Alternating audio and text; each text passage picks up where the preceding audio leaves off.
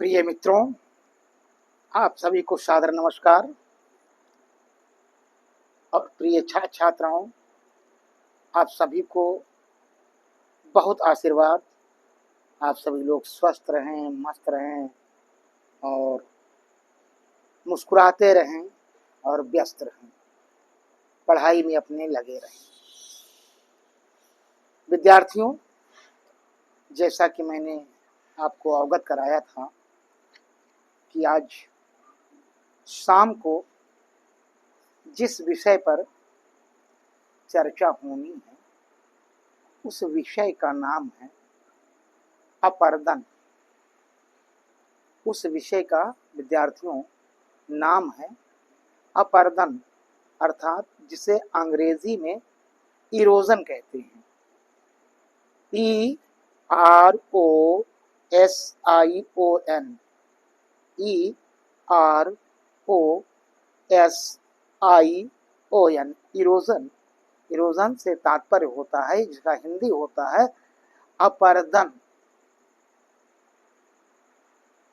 हम सभी भूगोल विषय में और विशेष रूप से विद्यार्थियों भौतिक भूगोल में अपर्दन शब्द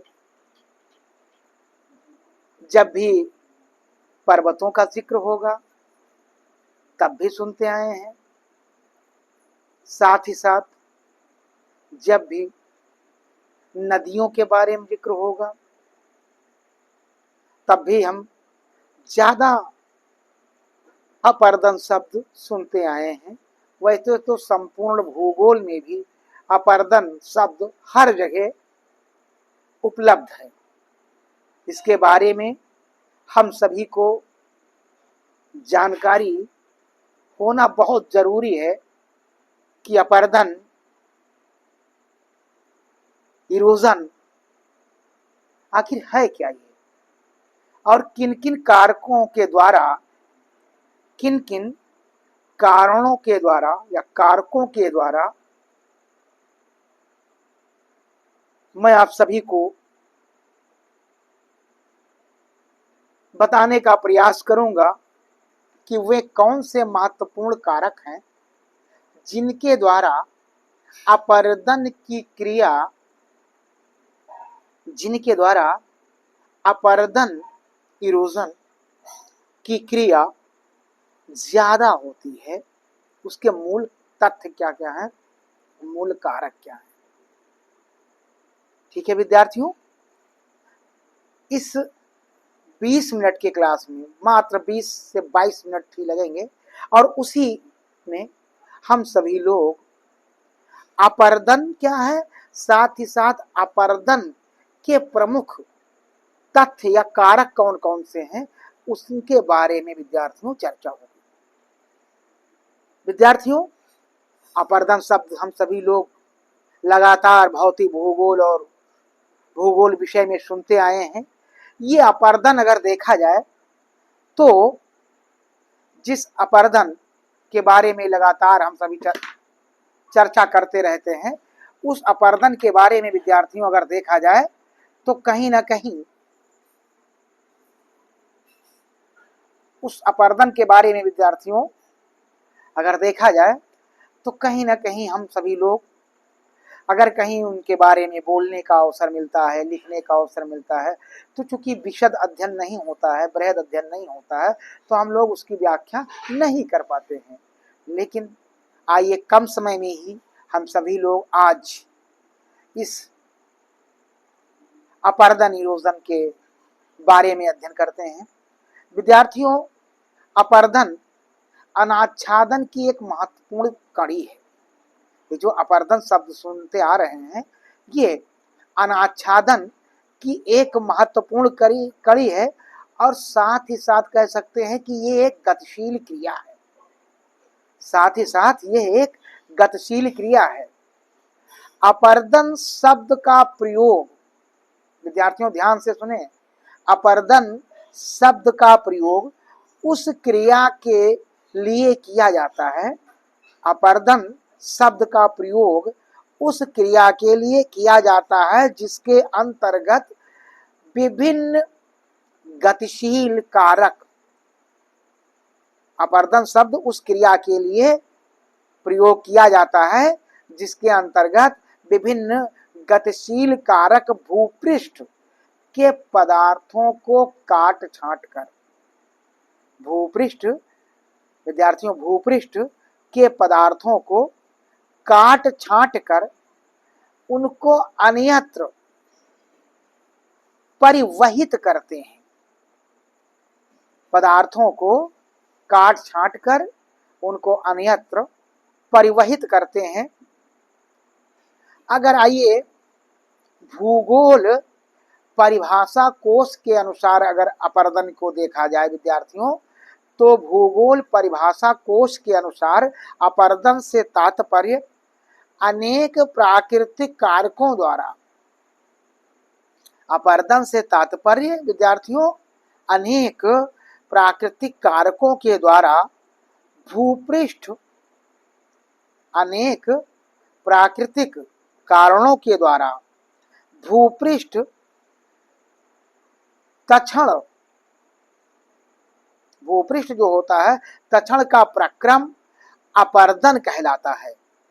अपरदन के कारकों में प्रवाहित जल, विद्यार्थियों अपरदन के कारकों में प्रवाहित जल, भूमिगत जल, पवन, हिमानी व सागरीय लहरें होती हैं, इनके द्वारा अपरदन होता है। यानी अपरदन किनके द्वारा किया जाता है, वो समुद्री लहरें, हिमानी, भूमिगत जल, जल और पवन, इनके द्वारा अपरदन विद्यार्थियों किया जाता है। इरोजन जिसे कहते हैं, अपरदन जिसे कहते हैं, वो जो है जल, भूमिगत जल, पवन, हिमानी और सागरीय लहरों के माध्यम से अपरदन किया जाता है। विद्यार्थियों अपरदन के अगर रूप को देखा जाए, अपरदन के अगर रूप को देखा जाए कि ये अपरदन किन किन कारणों से, ये अपरदन किन किन कारकों, किन किन तथ्यों के आधार पर यह अपरदन होता है, तो उन तथ्यों को अगर देखा जाए तो उनमें पहला आता है अपघर्षण। विद्यार्थियों ध्यान दीजिए जरा, यहाँ पहला आता है अपघर्षण। जब अपरदन के कारण, जब अपरदन के कारक, जब अपरदन के कारक अर्थात नदी, हवा, हिमानी, जब अपरदन के कारक, अरे जब अपरदन के कारक नदी, हवा, हिमानी, ढीली संरचना वाली चट्टानों, ढीली संरचना वाली चट्टानों के पदार्थों को अपने साथ बहाते हुए, ढीली चट्टानों के पदार्थों को अपने साथ विद्यार्थियों जब बहाते हैं, तो ऐसे पदार्थ के संपर्क में आने वाली जो चट्टानें होती हैं, वो चट्टानें रगड़ खा खा कर, वो चट्टानें विद्यार्थियों रगड़ खा खा कर उन्हें घिसते रहते हैं। इसे ही अपघर्षण कहते हैं, इसे ही विद्यार्थियों अपघर्षण कहते हैं। ठीक है, इसे ही अपघर्षण के नाम से जाना जाता है। इस क्रिया से और भी अधिक पदार्थ, इस अपघर्षण की क्रिया से और भी अधिक पदार्थ अपरदित होते हैं। इस अपघर्षण की क्रिया के द्वारा या इस अपरदन के क्रिया, अपघर्षण की क्रिया के कारण और कई पदार्थ अपर्दित होते रहते हैं। तो ये पहला कारण क्या हुआ विद्यार्थियों? अपघर्षण, यानी अपघर्षण के माध्यम से अपर्दन होता है। दूसरा क्या विद्यार्थियों? दूसरा है सन्निघर्षण। पहला हुआ अपघर्षण और दूसरा है सन्निघर्षण। विद्यार्थियों, सन्निघर्षण से तात्पर्य, सन्निघर्षण से तात्पर्य अपर्दन की ये बहुत ही महत्वपूर्ण क्रिया है। सन्निघर्षण जो है ये अपर्दन की बहुत महत्वपूर्ण क्रिया है विद्यार्थियों। इसके अंतर्गत हवा, नदी और लहरों, इसके अंतर्गत नदी, हवा और लहरों द्वारा विशेष रूप से बहाए गए, इनके द्वारा विशेष रूप से विद्यार्थियों बहाए गए पदार्थ आपस में टकरा कर, यानी हवा, नदी और लहरें, इनके द्वारा बहाए गए जो पदार्थ होते हैं वो आपस में ही टकरा कर या कह सकते हैं रगड़ खा कर टूट जाते हैं या चूरे में बदल जाते हैं। टूट जाते हैं या विद्यार्थियों चूरे में बदल जाते हैं। ठीक है। इसके साथ ही साथ अपघर्षण की क्रिया भी होती रहती है। इसके साथ ही साथ ये क्रिया चलती रहती है सन्निघर्षण की, लेकिन अपघर्षण की क्रिया भी विद्यार्थियों साथ ही साथ चलती रहती है। इसके नुकीले जो पत्थर, इसमें नुकीले जो पत्थर गोल बनते रहते हैं, इसमें जो नुकीले पत्थर होते हैं वो विद्यार्थियों गोल बनते रहते हैं और धीरे धीरे बालू व मिट्टी बनती रहती है इसमें सन्निघर्षण में। तो ये अपर्दन जो है की क्रिया को, अपर्दन की क्रिया जिनके माध्यम से होती है उन दो चीजें बताई गई आपको, अपघर्षण विद्यार्थियों और सन्निघर्षण। अपघर्षण और सन्निघर्षण। तीसरा है विद्यार्थियों घोलन या संक्षारण भी कहते हैं इसको।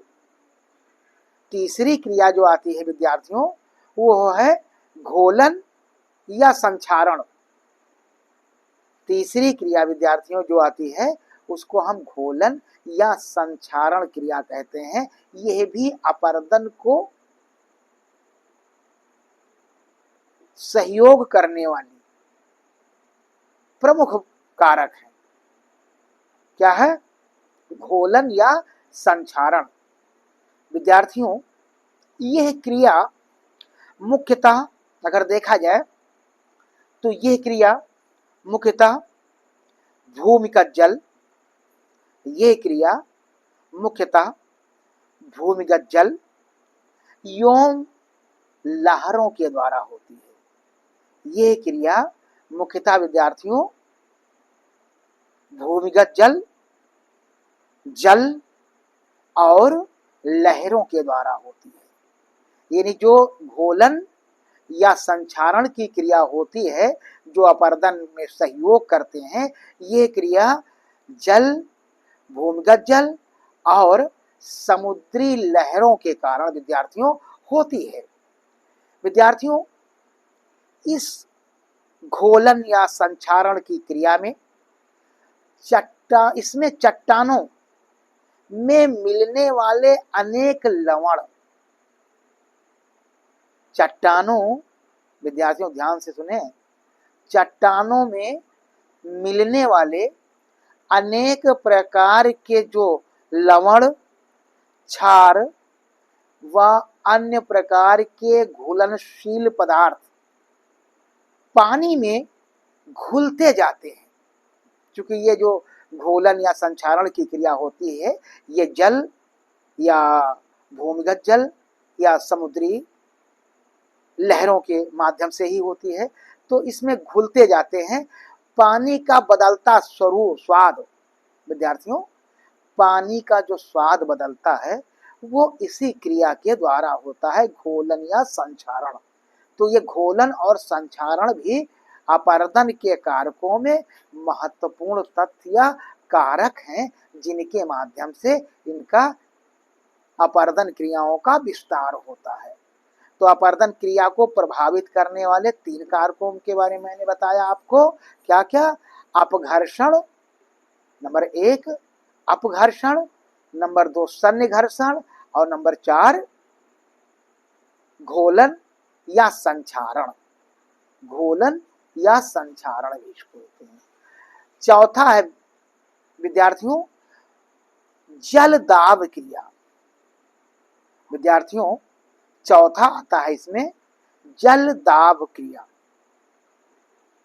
विद्यार्थियों जैसा कि हम सभी लोग जानते हैं कि जल दाब क्रिया जो होती है ये एक भौतिक क्रिया है। अपर्दन के कारकों में अगर देखा जाए तो विद्यार्थियों जो जल दाब की क्रिया है ये क्रिया एक भौतिक क्रिया है जिसका प्रभाव मुख्यतः बहते हुए जल, विद्यार्थियों जिसका प्रभाव जो कह सकते हैं बहते हुए जल एवं लहरों के कार्य में देखा जा सकता है। जिसका प्रभाव बहते हुए जल और लहरों के कार्य में विद्यार्थियों देखा जा सकता है, क्योंकि इसमें जब पानी का दबाव एक स्थान विशेष पर क्रियाशील हो तो पानी का दबाव जब एक स्थान पर क्रियाशील होता है तो चट्टानें जो होती हैं वो चट्टानें टूटती जाती हैं या टूटती रहती हैं।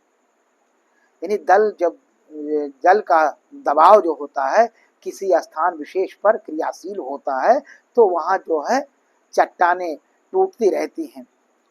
नदी के भंवर में, नदी विद्यार्थियों नदी के भंवर की क्रिया अथवा नदी के भंवर की क्रिया अथवा लहरों, नदी के भंवर की क्रिया अथवा लहरों का गुफाओं में फंसकर,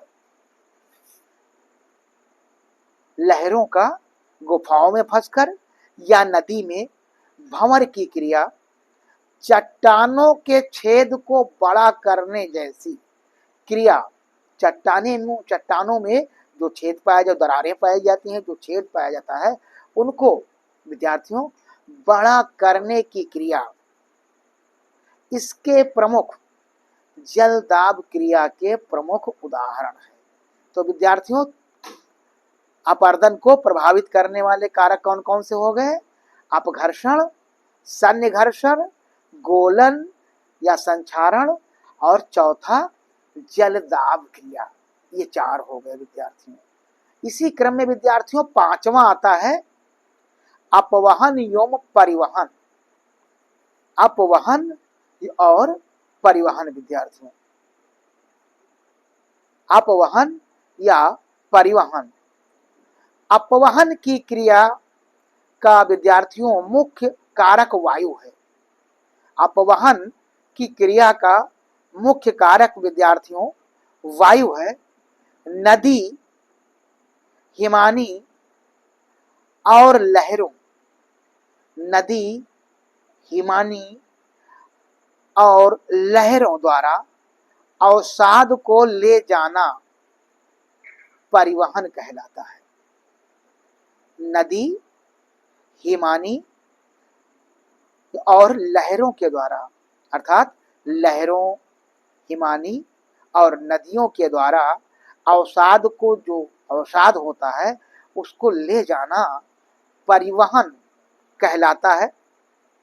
विद्यार्थियों वायु जो होता है, वायु भौतिक अपक्षय के द्वारा वायु भौतिक अपक्षय के द्वारा एकत्रित बालू को एक स्थान से उड़ाकर, बालू को एक स्थान से उड़ाकर अन्य स्थानों पर ले जाते हैं विद्यार्थियों, जबकि अन्य कारक पदार्थों के भूमि पर अपने साथ बहाकर या परिवाहित करके ले जाते हैं। दोनों ही दशाओं में अगर देखा जाए तो अपक्षय के अंतर्गत अपक्षय से एकत्रित या अपरदित पदार्थ एक स्थान से दूसरे स्थान पर ले जाए जाते हैं। विद्यार्थियों, अपरदन, परिवहन एवं निक्षेपण, अपरदन, परिवहन और निक्षेपण यानी किसी चीज को तोड़ना, उनको ले जाना वहां से और कहीं जमा करना। अपरदन, परिवहन और निक्षेपण की क्रिया से भूतल की अनेक आकृतियां जो होती हैं भूपृष्ठ की या धरातल की, ये आकृतियां बनती और बिगड़ती रहती हैं। विद्यार्थियों, जो अपरदन, परिवहन और निक्षेपण की क्रिया होती है, इन क्रियाओं के माध्यम से जो भूतल के अनेक आकृतियां होती हैं, वे आकृतियां विद्यार्थियों बनती और बिगड़ती रहती हैं। विद्यार्थियों, तो ये विद्यार्थियों आज हमने आपको अपरदन शब्द जो लगातार आप सभी लोग सुनते आए हैं, उस अपरदन शब्द के बारे में बताया आपको। साथ ही साथ भूगोल परिभाषा कोश के अनुसार अपरदन किसे कहते हैं, इनके बारे में आपको अवगत कराया गया। विद्यार्थियों, इसके बाद आपको अपरदन की क्रिया, अपरदन इरोजन की क्रिया को प्रभावित करने वाले वे कारक कौन से हैं विद्यार्थियों, उन कारकों के बारे में आप सभी को अवगत कराया विद्यार्थियों। ठीक है, तो विद्यार्थियों उम्मीद करते हैं कि आज का जो ये विषय हमारा रहा अपरदन, ये आपको आज के इस विषय के माध्यम से, चाहे वो बीए के किसी सेमेस्टर में हो या एमए के किसी सेमेस्टर में हो, या परीक्षा के दृष्टिकोण से हो, या प्रतियोगी परीक्षा के दृष्टिकोण से हो, या एमसीक्यू के कारण हो, या फिर विभिन्न प्रकार की प्रतियोगी परीक्षाओं के दृष्टिकोण से हो, या क्विक रिवीजन के दृष्टिकोण से हो, ये जो अपरदन के बारे में सामान्य रूप से हमने आप सभी को बताने का प्रयास किया है विद्यार्थियों, ये उम्मीद है कि हमारी बातें आप तक पहुंची होंगी। ठीक है, अपरदन, ठीक है, ये अनाच्छादन की एक महत्वपूर्ण क्रिया है, इसका बताएं। ठीक है, और ये एक गतिशील क्रिया है, ये अनाच्छादन की एक महत्वपूर्ण क्रिया है और ये एक गतिशील क्रिया है। अपरदन के अगर कारकों को अगर देखा जाए तो 5 प्रकार के कारकों को हमने बताया। कौन कौन से? अपघर्षण, सन्निघर्षण, घोलन या संक्षारण, चौथा जल दाब क्रिया, और पांचवा हमने बताया अपवहन एवं परिवहन। इनके माध्यम से अपरदन को बल मिलता है विद्यार्थियों।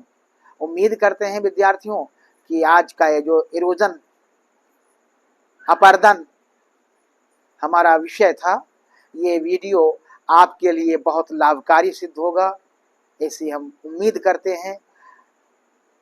मिलते हैं एक नए विषय के साथ, तब तक के लिए आप सभी को नमस्कार, आप सभी को बहुत सारा आशीर्वाद।